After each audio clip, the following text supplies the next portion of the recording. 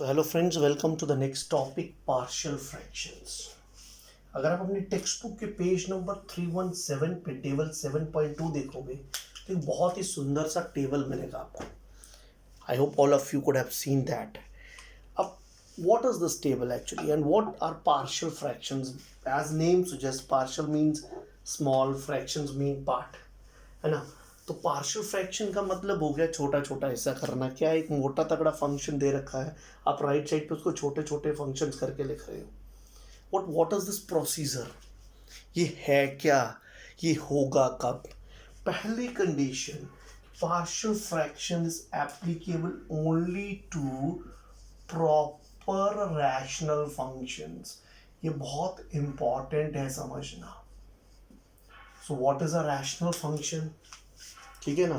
एक rational function क्या होता है हमारे पास?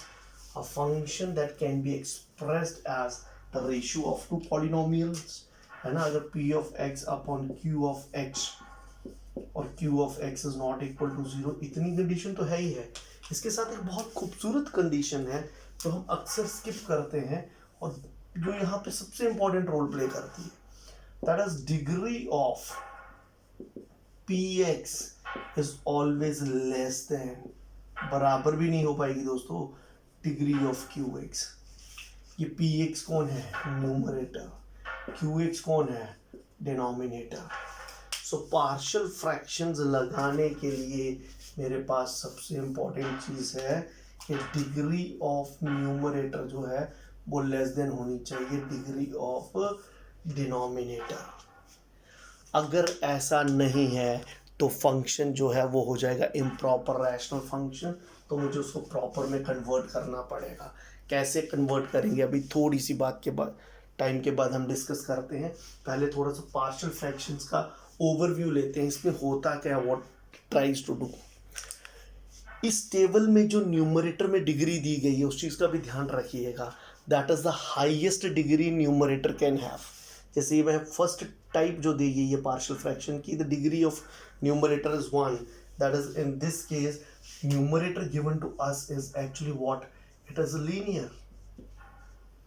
अगर लीनियर की जगह ये कांस्टेंट भी हो जाएगा तो भी ये एप्लीकेबल है, बट अगर ये क्वाड्रेटिक हो जाएगा तो ये अप्रोच एप्लीकेबल नहीं है। So friends, this is the first thing you need to understand to learn this table is कि जो यहाँ पर जो डिग्री दी गई है न्यूमरेटर में, ठीक है, that is the highest degree numerator can have. Okay friends, ये हाईएस्ट डिग्री है दैट न्यूमरेटर कैन हैव। इससे कम डिग्री होगी तो ये अप्रोच एप्लीकेबल है, लेकिन अगर इससे ज़्यादा डिग्री होगी तो पार्शियल फ्रैक्शन की ये वाली अप्रोच उस क्वेश्चन में नहीं लगेगी। सो अगर ये लीनियर है, डिनोमिनेटर इज व्हाट, क्वाड्रेटिक, सो हुआ प्रॉपर। ये लीनियर है, डिनोमिनेटर क्वाड्रेटिक, प्रॉपर। ये क्वाड्रेटिक है, डिनोमिनेटर क्यूबिक, तीन लीनियर फैक्टर्स मल्टीप्लाई हो रहे हैं। ये क्वाड्रेटिक है, denominator quadratic into linear cubic. ये क्वाड्रेटिक है, denominator is quadratic into linear cubic. तो सारे के सारे पार्श जो हमारे पास यहाँ पे हैं, they are what, they are the proper rational functions. होता क्या है, करते क्या है, कहता अगर डिनोमिनेटर में हमारे पास, denominator can be factorized, partial तभी लगेगा जब denominator is expressed as factors. So अगर डिनोमिनेटर में लीनियर फैक्टर्स हैं और डिस्टिंक्ट है, अलग अलग हैं, कौन कौन सा केस आ रहा है उसमें, पहला वाला और तीसरा वाला, है ना। तो आपके पास जो उसका पार्शियल फ्रैक्शन राइट साइड पे आएगा constant upon first plus constant upon second, अगर तीसरा भी है प्लस कांस्टेंट अपॉन थर्ड। नीचे अगर लीनियर फैक्टर लोगे तो उसके ऊपर कांस्टेंट आएगा, राइट। अगर लीनियर फैक्टर है लेकिन रिपीट हो रहा है, प्रोसीजर रहेगा constant upon one time plus constant upon उसका स्क्वायर। अगर ये क्यूब में आ जाता, a upon X plus A plus B upon X plus A whole square plus C upon X plus A whole cube, right friends. Same is what is done here. जब यहाँ पे repeated था तो a upon X plus A फिर b upon X plus A whole square, तो ये complete हो गया दो बार। उसके बाद c अपॉन, ये लीनियर था तो c अपॉन दिस। ये सबसे इंटरेस्टिंग है, ये जो डिनोमिनेटर में है this is also quadratic, but इसकी एक बड़ी इंटरेस्टिंग प्रॉपर्टी रहती है, जो डिनोमिनेटर वाला क्वाड्रेटिक है, this can not be factorised further. ये फर्दर फैक्टराइज नहीं होना चाहिए। अगर ये फर्दर फैक्टराइज हो जाए, ठीक है दोस्तों, तो आपके पास इसमें ये वाला अप्रोच नहीं लग सकता, अप्रोच चेंज हो जाएगा। तो जब डिनोमिनेटर क्वाड्रेटिक है, फैक्टराइज नहीं होता है, तो उसका numerator will be linear, right. So this is partial fractions. Benefit क्या हुआ, we actually don't have a direct quotient rule. अगर आप बेसिकली देखो है क्या यहाँ पे, these all are the quotient of functions. अभी तक हमने कोई कोशेंट रूल पढ़ा नहीं, सब्स्टिट्यूशन है हमारे पास, ठीक है। इंटीग्रल्स में कोशेंट रूल नहीं है। इस क्वेश्चन को उन्होंने एक्सप्रेस कर दिया एज ए सम। बेनिफिट क्या होगा, आप इंटीग्रेट करोगे it will become sum of integrals, और जब आप इसको इंटीग्रेट करोगे it will become sum of integrals, है ना। Integration is distributive over sum. अब constant upon linear you can quite easily find, ठीक है। Same is here. So this is why partial fraction is of great significance. Partial fraction integration का हिस्सा नहीं है। Partial fraction is to express rational functions as a some of functions with lesser degrees, right. Small part functions करके उनको addition में express कर देना है। हाँ, इंटीग्रेशन में हम इसको यूज करते हैं क्योंकि ये हमारा पर्पस सॉल्व करेगा, right. So again I am while rubbing it off, I am repeating some interesting points for you. Number one, that it has to be a proper rational function if we have to apply the partial fraction. That is, degree of numerator has to be less than the degree of denominator, strictly less, right sir? Number one. Number two, in partial fraction table that we learn, the degree of numerator given in the table is the highest degree numerator can have. If the degree of numerator is less than that degree, right, we can apply partial fractions. But if the degree of numerator is more than the mentioned degree in the table, then we cannot apply it directly, right. So if degree of numerator is greater than or equal to degree of denominator, so then what we do is we divide numerator and denominator. Numerator will act as dividend, right sir, and this will act as divisor. अब आपको याद होगा dividend is equal to divisor into quotient plus remainder, है ना। याद है सबको division algorithm, बहुत सिंपल था हमारे पास। Now if I divide both sides by divisor,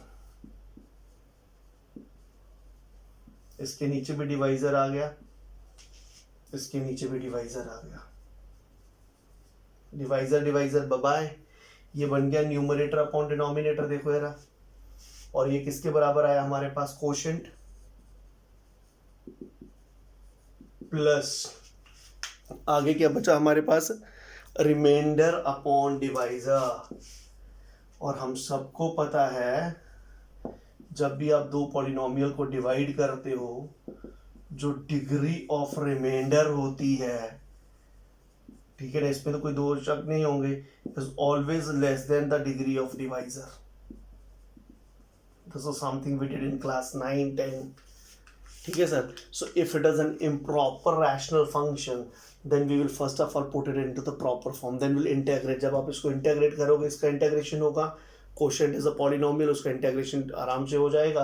और इस वाले पोर्शन पे लग सकता है अगर ज़रूरत है, कौन, पार्शियल फ्रैक्शंस, क्योंकि ये रिमाइंडर अपॉन डिवाइजर जो पोर्शन होगा, ये वो पोर्शन होगा यहाँ पे न्यूमरेटर की डिग्री डिनोमिनेटर से कम हो चुकी होगी। अब आप इस पे पार्शियल लगा सकते हो, ठीक है। That's why I told you in the beginning of the session कि if it is an improper rational function, so हम direct partial तो नहीं लगा सकते, we can reduce it to proper rational function and then we can apply partial fractions.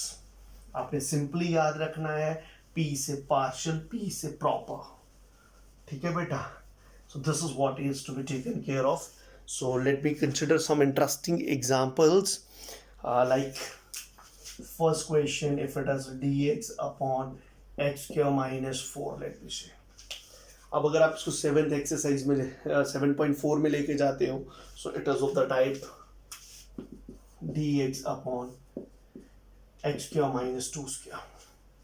लग गया ना, x का माइनस ए, इसका डायरेक्ट फॉर्मूला लगा दोगे, you can get the answer. It's wonderful, आप वही लगाइए यहाँ पे, ठीक है, बढ़िया है, इजी है। बट अगर ये यहाँ पे मेरे पास आ जाता है x प्लस 1 करके, ठीक है, x plus 1 into D x करके आ जाता है। अब मुझे यहाँ पे इसकी वैल्यू निकालनी है, I have to integrate this. So ये मेरे पास है linear upon quadratic, that is one approach. एक तो वो तरीका तो था ही था, ठीक है। इसको लीनियर अपॉन क्वाड्रेटिक वाले जो पोर्शंस थे, अगर उनमें ये सिर्फ ओनली लीनियर अपॉन क्वाड्रेटिक, बाकी वाली 3 टाइप्स को मत टच करना, उनमें अगर ये क्वाड्रेटिक फैक्टराइज हो जाता तो यहां पे आप पार्शियल फ्रैक्शंस इस्तेमाल कर सकते हैं, right. So like I am taking this case.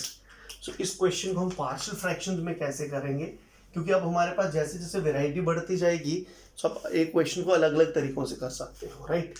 So what the partial fractions will be, I told you partial fractions is not integration, right? So we'll talk about function only. So it will be x plus 1 upon x minus 2 into x plus 2. You can rewrite this if you are interested to rewrite it. Factorize हो गया ना, right? अब आपने इसको partial लगानी है, तो ये कौन सी टाइप है? Linear upon product of two linears. Table 7.2 देखिए फटाफट। Yes, you are right. So this is type 1. क्या बनेगा? a upon x minus 2 b upon X plus 2। अब a और b को इवेलुएट करने के तरीके वही हैं। एक तरीका ट्रेडिशनल जो हमने पहले किया था बाय इक्वेटिंग द कोफिशिएंट्स, अलग अलग तरीके हैं। बट अगर लीनियर फैक्टर्स और डिस्टिंक्ट हो तो आपके पास बहुत इजी तरीके हैं सॉल्व करने के। तो क्या तरीका रहता है? Let's try to do it. तो it will be x plus 1 upon x minus 2 into x plus 2, ठीक है। इसका एलसीएम ले लीजिए राइट साइड पे, x plus 2 b into x minus 2 whole divided by x minus 2 into x plus 2, right. So what are you actually left with is x plus 1 is equal to a into x plus 2 plus b into x minus 2, ठीक है sir. So you mark it as first, this was I, you mark this as second, you mark this as third। आपको a और b निकालना है। इसमें क्या best तरीका है? देखो, अगर दो पॉलिनोमियल आपके पास इक्वल हैं, इसका मतलब अगर वेरिएबल की कोई वैल्यू आप लेफ्ट साइड पे पुट करोगे, सेम वैल्यू राइट साइड को भी सेटिस्फाई करेगी। If the polynomials are equal, their zeros are also equal. Very basic का कॉन्सेप्ट।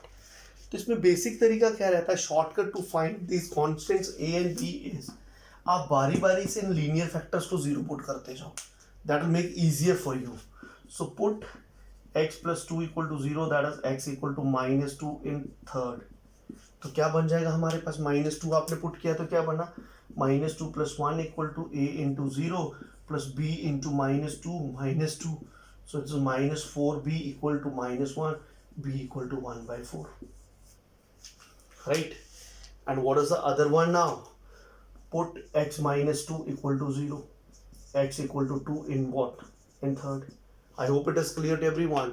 जब लीनियर फैक्टर्स हो उनको आप बारी बारी जीरो पुट कर दो, आपका a और b बड़े आसानी से निकल जाएंगे। And here it will be what?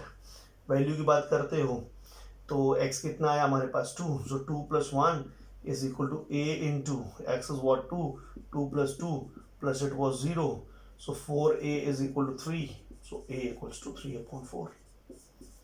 b का वैल्यू आ गया आपके पास, a का वैल्यू आ गया आपके पास। so इसका मतलब ये हो गया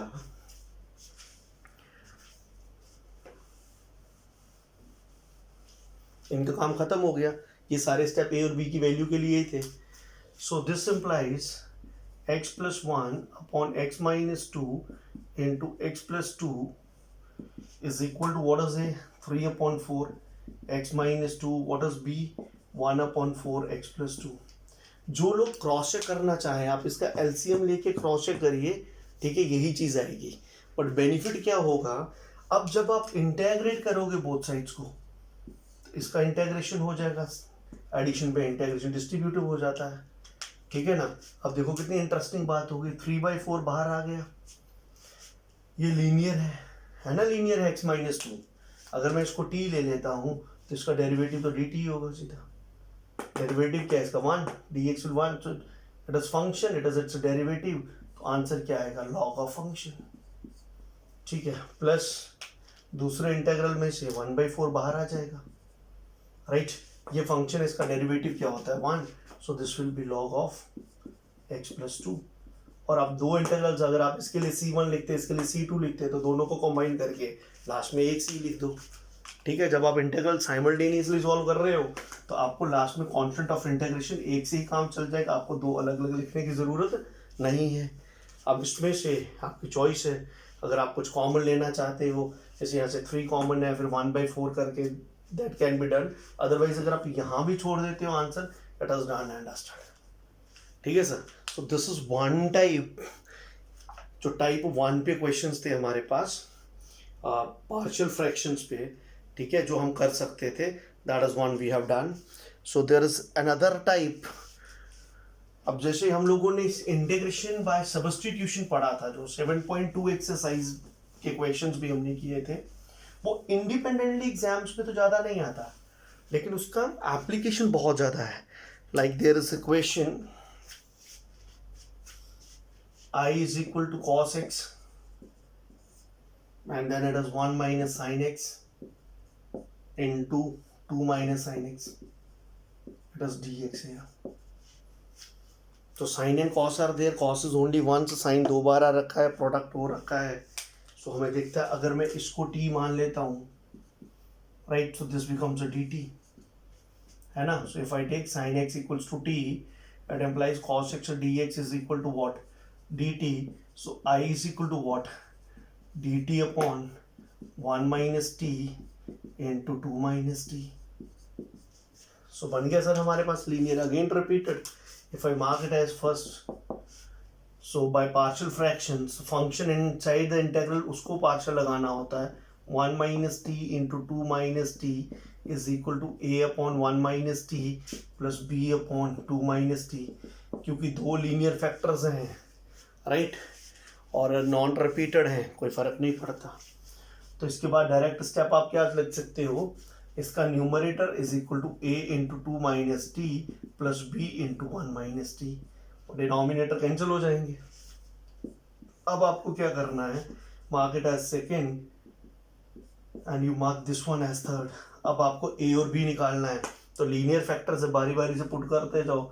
सबसे पहले किसको पुट कर लोगे, जो आपके पास आ रखा है, चाहे आप यहाँ से पुट करना देख लो, अगर यहाँ से करोगे तो ए और बी की वैल्यू भी देखना सीक्वेंस में आएगी। पहले फैक्टर को 0 पुट करना, 1 माइनस टी को 0 पुट किया तो टी कितना आया 1 इन 3, देखना क्या आता है हमारे पास answer. So this is 1 is equal to a into 2 minus 1 plus b वाला 0 हो गया, so a is equal to 1, है ना इंटरेस्टिंग।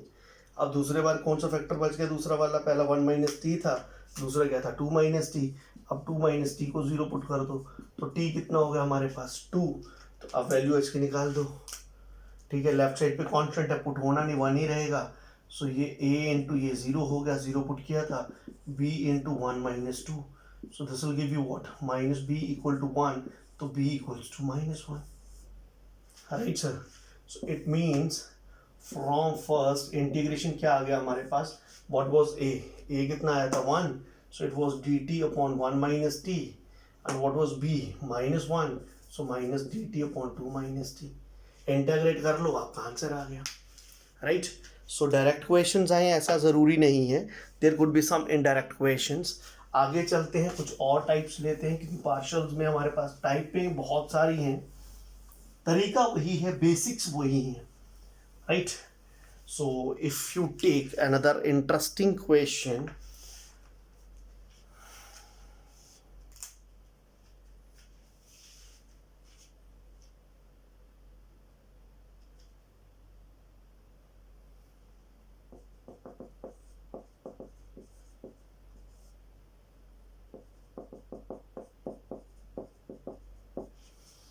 अगर हम इसको ऐसे लेमन लैंग्वेज में देखें तो डिनोमिनेटर क्या है, it's a product of two factors, one is a linear and other is quadratic. But आपको हमेशा याद रखना है, गो टू टेबल 7.2, ठीक है, उसमें लास्ट टाइप देखिए, उसमें था लीनियर और क्वाड्रेटिक, ठीक है, लेकिन उसमें जो क्वाड्रेटिक था that can not be factorised further.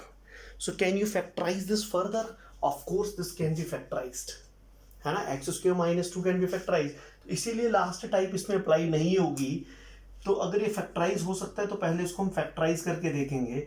So it will be x plus 1.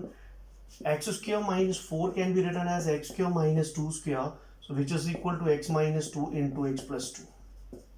So it is x minus 2, it is x plus 2. Mark it as first.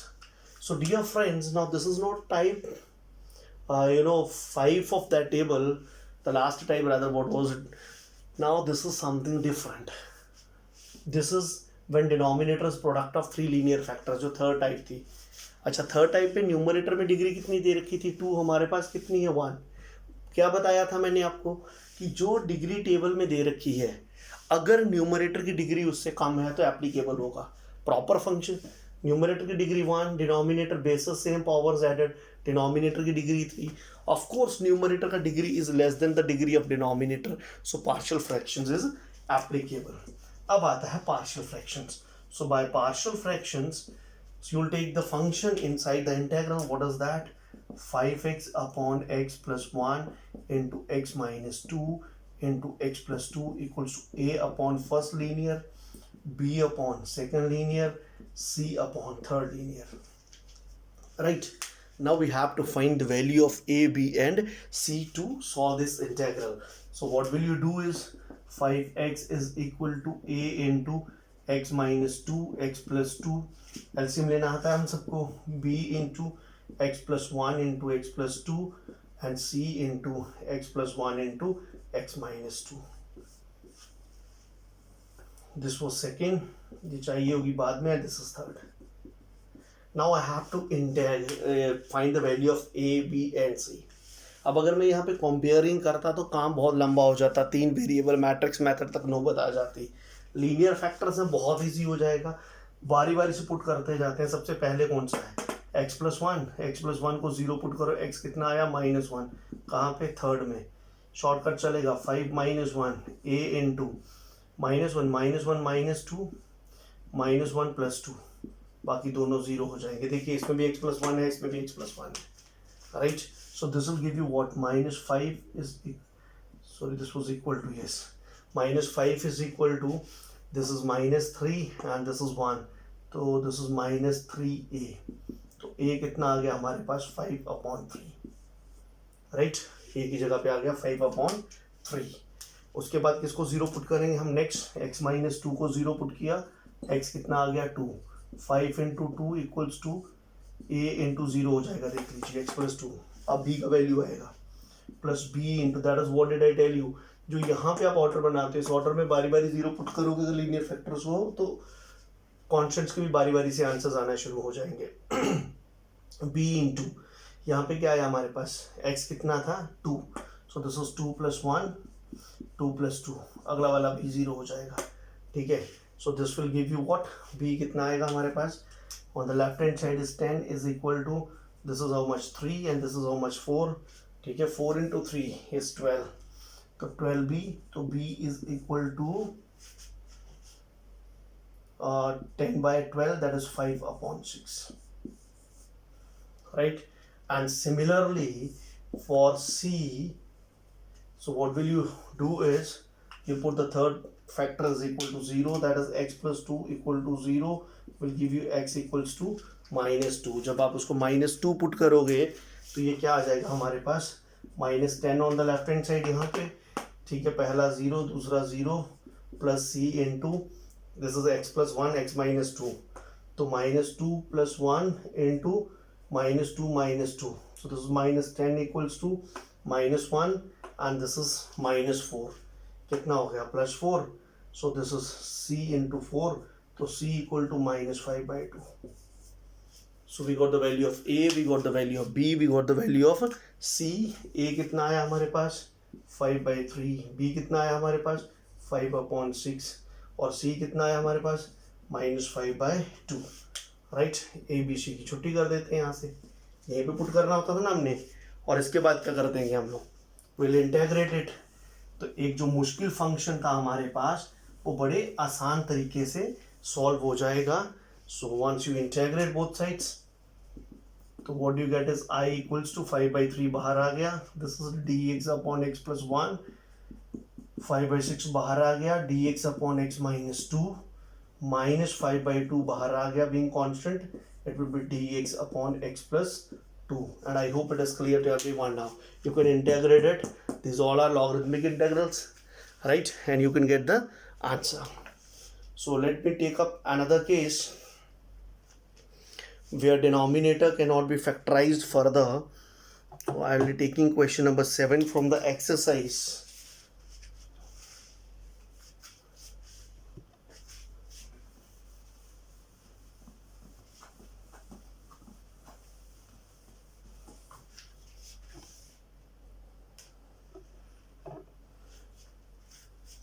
And how will you come to know about कि this quadratic can be factorized or cannot be factorized? Simple है, discriminant निकालो, अगर negative आ गया तो factorisation नहीं होगी उसकी. ये आ गया हमारे पास x dx upon x square plus 1 into x minus 1. Right sir. सो इसका इंटेग्रल अभी आपने सॉल्व करना है. This is the integral you are interested to find out. Product of denominator है. Now this x square plus 1 can not be factorised further. So ये type आ गई आपके पास लास्ट वाली. So how will you write? By partial fractions. If you mark it as first, so x upon x square plus 1 into x minus 1 will be equal to denominator quadratic है ना, तो x square plus 1 तो ऊपर आ जाएगा ax plus b. अगर ये quadratic है तो ऊपर लीनियर आएगा, और अगला वाला ये लीनियर है प्लस, तो इफ इट इज लीनियर तो इसको लीनियर ही रखोगे. इसके न्यूमरेटर में क्या आ जाएगा? कांस्टेंट आ जाएगा. अब हमने वैल्यू फाइंड आउट करनी है, हो जानी value find out. So x is equal to ax plus b into x minus 1 LCM ले लो plus c into x square plus 1. Right sir. This is second and this is third.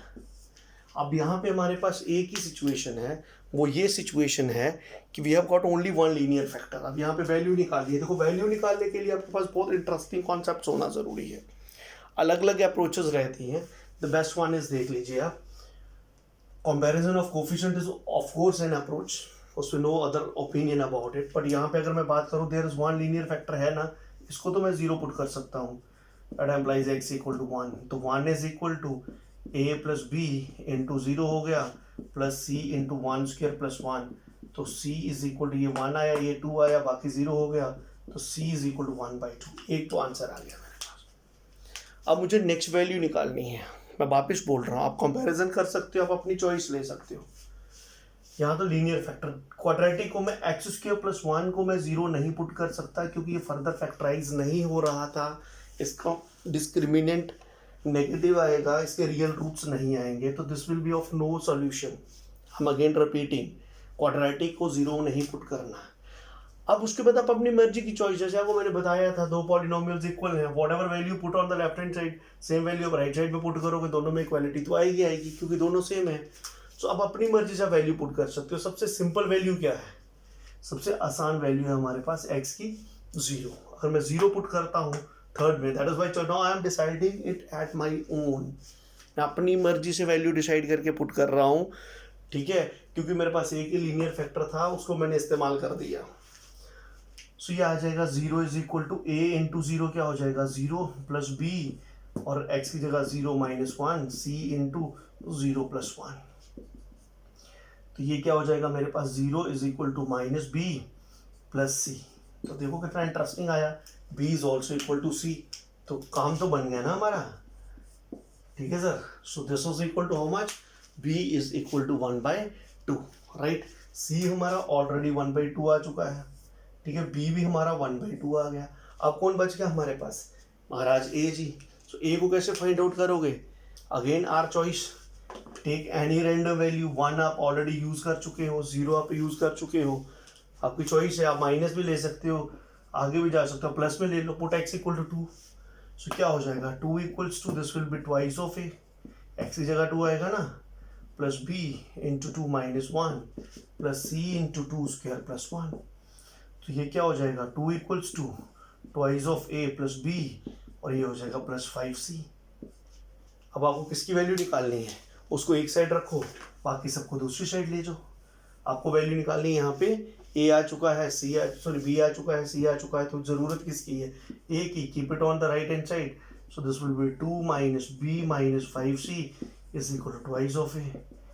2 minus b कितना है, minus 5 1/2 is equal to twice of a. ज़रूरी नहीं है आपको mathematics ही use करना है, आप सिंपल मैथ्स यूज़ करिए. दिस इज हाफ, ठीक है, दिस इज 2.5. आधा और ढाई कितने हो गए, 3, माइनस का 3, 2 माइनस 3 कितना हो गया, -1. सो ए कितना आ गया हमारे पास, -1/2. तो ए मेरे पास आ गया -1/2. आ गई सारी वैल्यूज़. सबसे मुश्किल वैल्यूज़ यहीं पे लगती हैं बच्चों को जब हमारे पास डिनोमिनेटर में क्वाड्रेटिक फैक्टर आ जाए जो फर्दर फैक्टराइज नहीं हो. तो उसका सोल्यूशन आपको मिल चुका है, ठीक है. उसमें क्या करना है, सबसे पहले जो लीनियर है उसको 0 पुट करो, उसके बाद अपनी मर्जी से बारी बारी वैल्यूज़ पुट करते जाओ, ठीक है. सो फ्रॉम सेकेंड क्या आएगा हमारे पास, अगर मैं इंटीग्रेट भी कर दूंगा इसको सीधा ही, from first and second, so I will be equal to, यह आ जाएगा -1/2x plus 1/2 upon x square plus 1 dx and plus 1/2 बाहर आ जाएगा dx upon x minus 1. Sir ये बन गया लीनियर अपॉन क्वाड्रेटिक. ऑलरेडी कर चुके हैं हम, बिल्कुल यहाँ नहीं करूँगा, आप लोग खुद प्रैक्टिस करोगे इसको, ठीक है. और ये बन गया हमारे पास कांस्टेंट अपॉन लीनियर. लॉग बन रहा है सुबह से, अभी भी बन जाएगा, ठीक है. So this is how can you do this. ये हो गए कुछ डायरेक्ट क्वेश्चंस हमारे पास जो हम करते जाते हैं. इसी तरह से there is a question which is an improper function, ठीक है. उसको कैसे इंटीग्रेशन में हम पार्शियल यूज कर सकते हैं, right. So the question is x³ plus x plus 1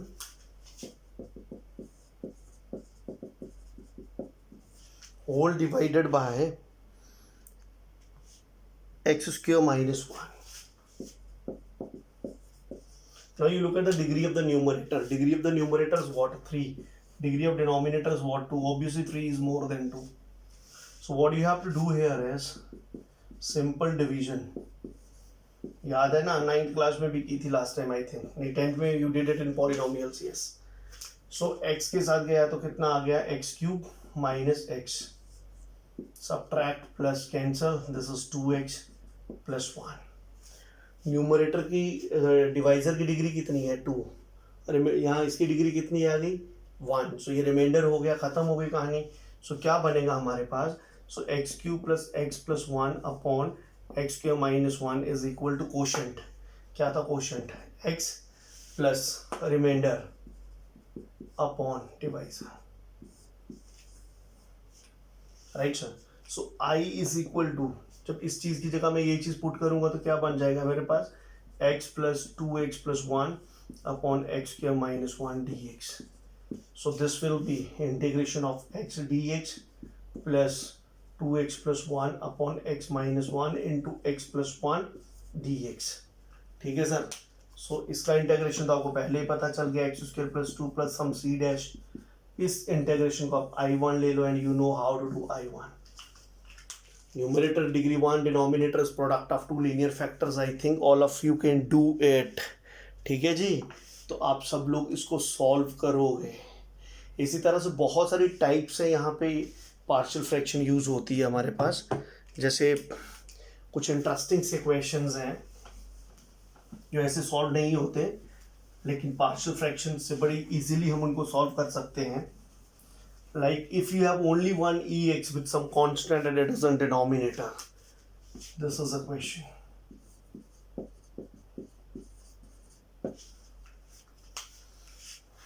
ठीक है sir.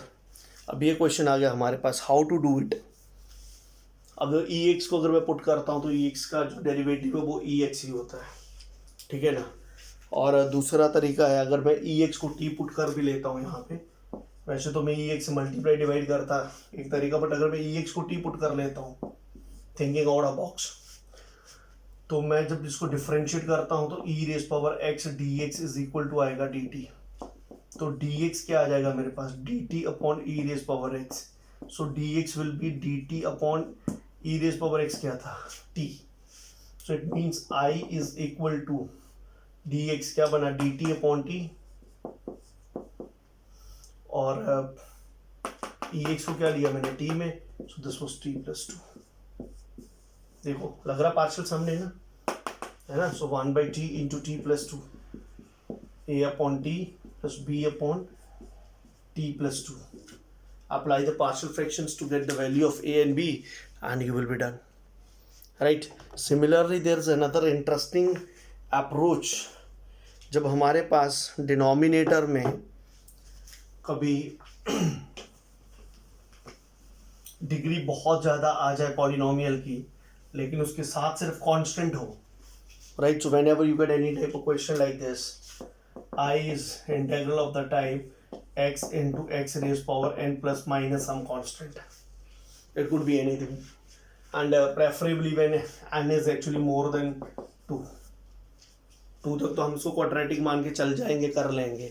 Like there was a question in one of the board examinations, dx upon x into x raise power 9 plus 1. ठीक है जी. अब इस question को सॉल्व करना था. अब एक्स रेज पावर 9 प्लस 1 है, वैसे तो फैक्टराइज होगा ही नहीं हमसे, और अगर हम पार्शियल की अप्रोच लगाते तो न्यूमरेटर में 1 डिग्री कम, तो डिग्री 8 तक आना चाहिए, which is comparatively very very difficult.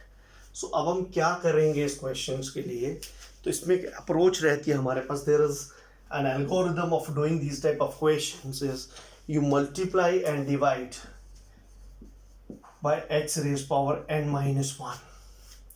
उससे क्या हो जाएगा, so your I will be equal to, it will be x raised power n minus 1 dx upon x raised power n minus 1. बाकी as it is था, है ना, plus minus जो भी रहा हो साथ.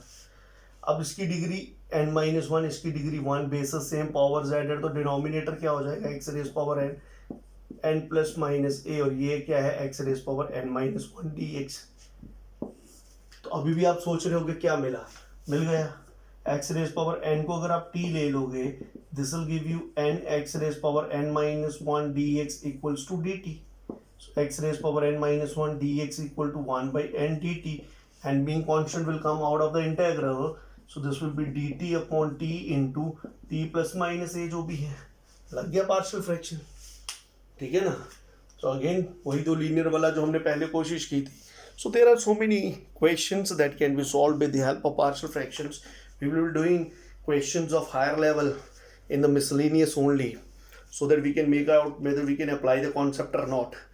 So, जो मैंने आपको बोला था कि जो एग्जाम्स में बोर्ड्स में क्वेश्चन आया था, तो उसके लिए क्या करना था हमने, it was dx x into x raise power 9 plus 1. So what you will do is x raise power 8 से मल्टीप्लाई डिवाइड कर दोगे, एक कम करोगे ना तो ये 9 हो जाएगा, x raise power 9 plus 1. X 9 को t ले लो, ये dt बन जाएगा, पार्शियल फ्रैक्शन लगेगा. So you can not expect actually an easier question than this in partial fractions, right. So that's all from this section of partial fractions. Yes, we are still left with one more question that is based on the repeated root. So if you want to do a question based on repeated root, let's have one. So like I is equal to dx upon, I'm taking one of the simplest examples, right, into let me say x plus 1 also. So by partial fractions, what will you do is you will write 1 upon x minus 1 का whole square into x plus 1 is equal to a upon पहली बार b upon whole square c upon अलग वाला. ठीक है sir. Now you have to find a, b and c. So how will you get it is by simplification. 1 is equal to a into x minus 1 x plus 1, b into x plus 1, c into x minus 1 whole square. I'm sure all of us can find the LCM, right boss. अब आपके पास दो distinct root तो हैं, पहले बारी बारी से उनको पुट करिए. Put x, first one is x minus 1 ना, इक्वल टू 0, तो x equal to 1, this is already 1, यहाँ कुछ होगा नहीं, 1 इज, ठीक है. So a is 0 to b into 2, c is गयो, ठीक है sir. So this will give you that b equals to 1/2. ठीक है, तो b आ गया हमारे पास, कितना आ गया, 1/2. कोई बात नहीं, नीचे x माइनस 1 को t पुट करोगे, इंटेग्रेट करोगे, बड़े आराम से आंसर आ जाएगा. उसके बाद next is x plus 1 equal to 0, तो x प्लस 1 को 0 पुट करोगे तो x कितना आएगा, -1. So this is 1 is equal to, पहला वाला गया, दूसरा वाला भी गया, and this will be c into -1 whole square -2 का होल स्क्वायर, तो 1 is equal to 4 into C, तो सी इक्वल्स टू 1/4। फाइन, ये भी आंसर आ गया। अब रह गया मेरे पास आंसर निकालना किसका, ए का। और मेरे पास समस्या क्या हो गई, समस्या ये हो गई मेरे पास कि मेरे दोनों लीनियर डिस्टिंक्ट फैक्टर्स खत्म हो गए, क्योंकि एक तो रिपीटर था, तो मैं एक चीज़ को 2 बार 0 पुट करूंगा तो मतलब नहीं, वही आंसर आएगा बार बार। सो अब मेरे पास चॉइस है, तीसरी वैल्यू में कुछ भी पुट कर सकता हूँ, what ever I feel like. और सबसे आसान क्या वैल्यू रहती है, 0 पुट कर दो। So 1 is equal to a into -1 + 1, x की जगह 0, बी इंटू 1 और c into -1 whole square. So 1 is equal to -a + b + c। आपको किसकी वैल्यू फाइंड करनी थी, ए की, ए को लेफ्ट साइड पे ले जाओ, b + c -1, b कितना था हमारे पास, b इज 1/2, ठीक है, c इज 1/4 -1, ठीक है, हाफ एंड दिस इज 3/4 गया, तो पीछे कितना बच गया, 1/4 किसका, माइनस का, सो दिस विल बी -1/4। और सॉरी, बस इंटीग्रेट करोगे तो क्या हो जाएगा, -1/4 will come out, log of this thing 1/2 will come out, ये dt/t is -2 और 1/4 will come out, log of this thing plus c, right? So that's all about from partial fractions. I wish you all the luck for practice. Thank you.